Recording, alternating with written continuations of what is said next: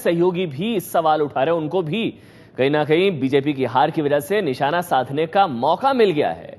सामना में लिखा गया है कि नतीजों के कारण इस तरह आवाज निकलने लगी है कि मोदी लहर कम हुई है। शिवसेना कह रही है ये सहयोगी महाराष्ट्र में। शिवसेना ने कहा है कि उपचुनाव के नतीजे महाराष्ट्र चुनाव के लिए सबक हैं, वरना जनता चमड़ी उधेड़ देगी।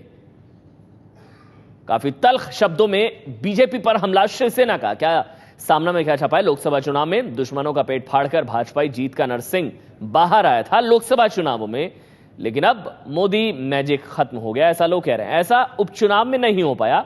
उपचुनाव का राजनीतिक परिणाम उभरेगा ही। जो बाई इलेक्शंस हुए उसके जो रिजल्ट्स आए हैं, मोदी लहर कम हुई है, ऐसी आवाजें निकलने लगी है। यह महाराष्ट्र चुनाव के लिए सबक है, यानी कि उपचुनाव से सबक की सलाह बीजेपी को। जनता को अपनी बपौती नहीं समझना चाहिए, पैर जमीन पर रखे, जीत का उन्माद ना चढ़ने दे। पैर जमीन पर रखने की सलाह बीजेपी को शिवसेना की। हवा पर सवार होकर तलवारबाजी ना करें, जो ये सबक लेगा वही महाराष्ट्र पर कब्जा कर सकता है। हवा पर सवार होकर तलवारबाजी कर रही है बीजेपी, वरना जनता उल्टा पुल्टा करके चमड़ी छील डालेगी। धमकी भरे लहजे से कहा है कि बीजेपी हवा में ना उड़े, जमीन पर आ जाए। देश में निकले उपचुनाव नतीजों के बाद बीजेपी पर हो रहे चौतरफा हमलों में सहयोगी पार्टी शिवसेना भी पीछे नहीं रही। शिवसेना ने आज अपने मुखपत्र सामना के संपादकीय के जरिए बीजेपी नेताओं को नसीहत दे डाली है। किसी भी हवा पर सवार होकर तलवारबाजी ना करे और महाराष्ट्र की विधानसभा में अगर जीत हासिल करनी हो तो पैर जमीन पर रखने की नसीहत शिवसेना ने दी है।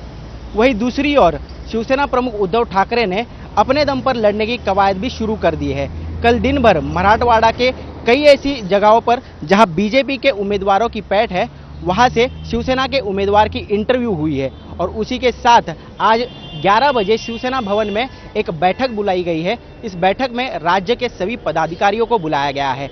इस बैठक में राज्य के पदाधिकारियों से वहां की जिला स्तर की जो रिपोर्ट है वो मंगवाई गई है और इस पर अपनी ताकत आजमाने की कोशिश उद्धव ठाकरे कर रहे हैं। गौरतलब है कि आज बीजेपी नेता अमित शाह और नितिन गडकरी ये भी मुंबई में होंगे और उसी के साथ आज इस 2.5 दशक पुराने गठबंधन का क्या फैसला होगा, इस पर सबकी नजरें बनी हुई है। वहीं दूसरा एक नया फॉर्मूला बीजेपी और सेना के बीच में उभर कर आ रहा है। क्या इस पर हल निकलेगा या नहीं, इस पर सबकी नजरें टिकी हुई है।